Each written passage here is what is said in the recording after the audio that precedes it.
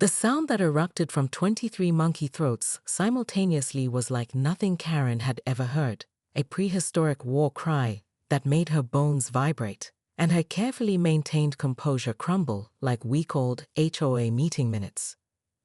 "Drop the banana!" Dave screamed over the cacophony, but Karen's grip had locked in terror. The alpha male began a slow, deliberate advance, his massive frame moving with the confidence of someone who'd never lost a territorial dispute. I can't," she whimpered, as more monkeys dropped from the trees around them. "My hand won't open." The guide, Eduardo, materialized from behind a cecropia tree where he'd been wisely taking cover. "Senora, you must release the fruit. They see you as challenging their authority." Challenging their authority. The words hit Karen like a physical blow. This was exactly what she'd accused Maria Lopez of doing. The irony would have been delicious if she weren't about to become monkey food.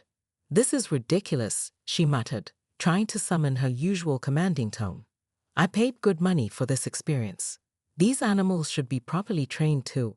Her words were cut off as Mr. President let out another bone-rattling howl, joined immediately by his entire troop. The sound bounced off the jungle canopy and seemed to shake the very air around them. Karen's phone buzzed in her pocket. A text from the HOA management company that she was too terrified to check. "Senora," Eduardo said urgently, "in my country, we have a saying, the loudest voice in the jungle is not always the strongest. Perhaps it is time to listen instead of speak." Dave edged closer, his voice barely audible over the primate parliament. "Karen, for once in your life, just admit you're wrong." The words stung worse than any HOA violation notice she'd ever issued. Karen Pemberton didn't admit mistakes, she corrected other people's. But surrounded by creatures who clearly operated by their own unbreakable rules, she felt something crack inside her chest. She started, then stopped. The banana slipped from her nerveless fingers. The effect was immediate. The howling ceased as if someone had flipped a switch. Mr. President sauntered over, claimed his prize with regal dignity, and began peeling it with the same methodical precision Karen used to organize her filing cabinets. The other monkeys dispersed with satisfied chatter, leaving her standing in a circle of scattered HOA paperwork. Eduardo nodded approvingly. "Very good. Now they know you understand the hierarchy." Karen's phone buzzed again, then again.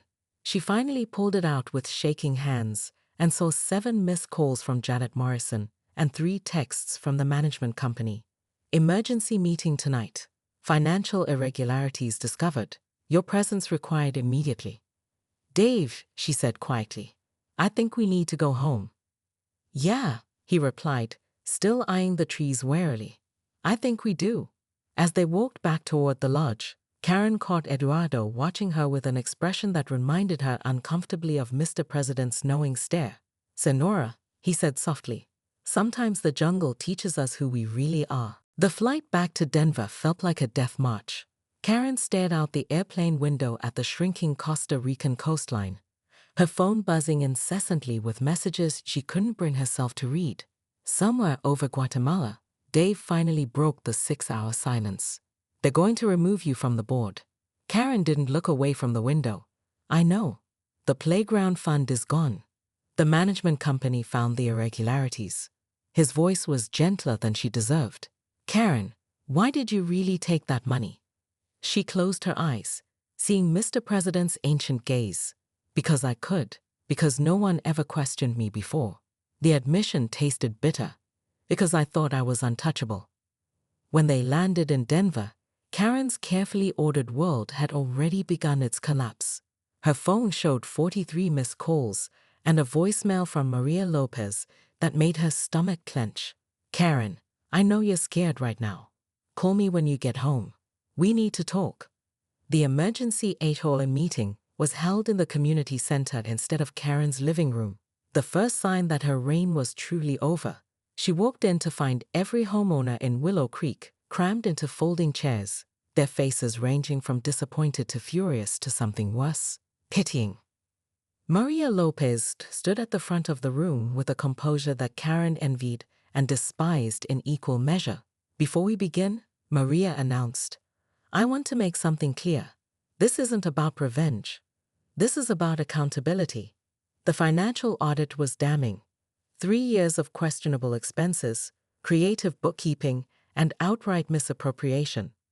The Costa Rica trip was just the tip of the iceberg. Karen had been treating the HOA treasury like her personal slush fund for so long she'd forgotten it wasn't. I motioned to remove Karen Pemberton from her position as HOA president, said Janet Morrison, the betrayal in her voice cutting deeper than any monkey howl. Seconded. Came a chorus of voices. Karen stood slowly, her legs unsteady. The room fell silent. 27 families waiting to hear what the woman who ruled their lives for 6 years had to say for herself. She began, then stopped. The old Karen would have deflected, blamed others, cited technicalities. But something had shifted in that jungle clearing. I'm sorry. The words hung in the air like humidity. I was wrong. About the money, about the power, about thinking I knew better than everyone else. She looked directly at Maria. About your garden, about everything. The vote was unanimous. Karen Pemberton was officially dethroned. As the meeting dissolved into smaller conversations about next steps and new leadership, Maria approached her. Walk with me, she said simply. Outside, under the streetlights of Willow Creek, Maria's voice was surprisingly kind. What happens now? Karen shrugged, feeling strangely light without the weight of absolute authority. I pay it back. All of it. Find a new place to live, probably. She paused. Learn to listen instead of just speaking. Maria smiled. Eduardo sounds like a wise man. Wait, Karen stopped walking. How do you know about Eduardo? Dave called me from the airport. He was worried about you. Maria's expression grew serious. Karen, what really happened in that jumble? Karen thought about Mr. President, about the moment she'd finally released control, about the strange peace that had followed. I met someone who didn't care about my rules, she said quietly. And I realized mine weren't working anyway. 3 months later, Karen would be living in a modest apartment across town, working at the botanical gardens and learning Spanish on weekends. But that night, walking under the Colorado stars with the woman she'd tried to destroy, she felt something she hadn't experienced in years. The possibility of redemption. Maria, she said as they reached their respective driveways, your garden really was beautiful. Maria nodded. It still is. You should come see it sometime. As Karen watched her former adversary disappear into her house, she wondered if some rules were meant to be broken after all. Her phone buzzed one final time. A text from an unknown Costa Rican number. Senora, the monkeys send their regards. Eduardo? She smiled, deleted her contact list of HOA violations, and finally went home. Karen Pemberton stood frozen in her perfectly pressed khakis as 23 howler monkeys descended from the canopy like furry missiles, their eyes locked on the banana in her trembling hand.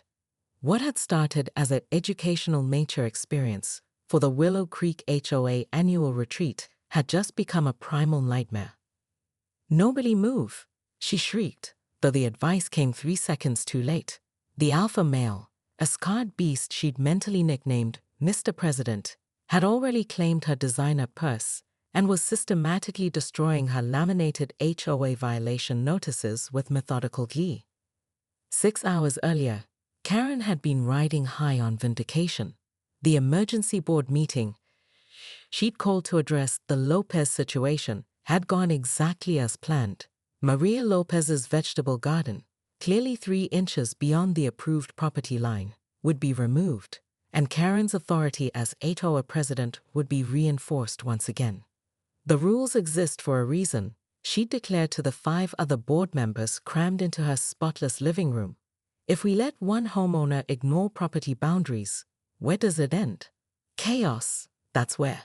But Maria had surprised everyone by standing up, her usually quiet voice carrying unexpected steel. You know what, Karen? You're right. Rules do matter.